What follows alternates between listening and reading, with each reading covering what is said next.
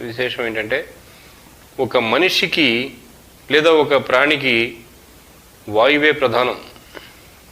ఊపిరి, శ్వాస తీసుకోవాలి ఏదైనా కానీ. శ్వాస లేకుండా మనకు ప్రాణవాయువు లేకుండా ప్రాణం నిలబడదు. కాబట్టి వాయువ్య దోషాలు ప్రాణహాని కలిగిస్తాయి, ప్రాణ భయం కలిగిస్తాయి, ఆందోళన కలిగిస్తాయి, విపరీతమైనటువంటి భయాన్ని కలగజేస్తాయి. కొన్నిసార్లు ప్రాణాలు కూడా తీస్తాయి. కాబట్టి వాయువ్యముతో ఆటలు ఆడకూడదు, గాలితో ఆటలు ఆడకూడదు. గాలిదేవుడితో అంటే వాయుదేవుడితో. ఒక తుఫాన్లో నిలబడి మీరు కొట్టుకుపోకుండా ఎలా నిలబడగలరు? నిలబడలేము. అదేవిధంగా వాయువు దోషాలు ఇంట్లో పెట్టుకుని ఆ ఇల్లు మనుగడ సాగించలేదు, ఇంట్లో వాళ్ళు ముందుకు పోలేరు. కాబట్టి వాయువ్యానికి అధిపతి గ్రహం చంద్రుడు, వాయువ్యానికి దిక్పాలకుడు వాయుదేవుడు.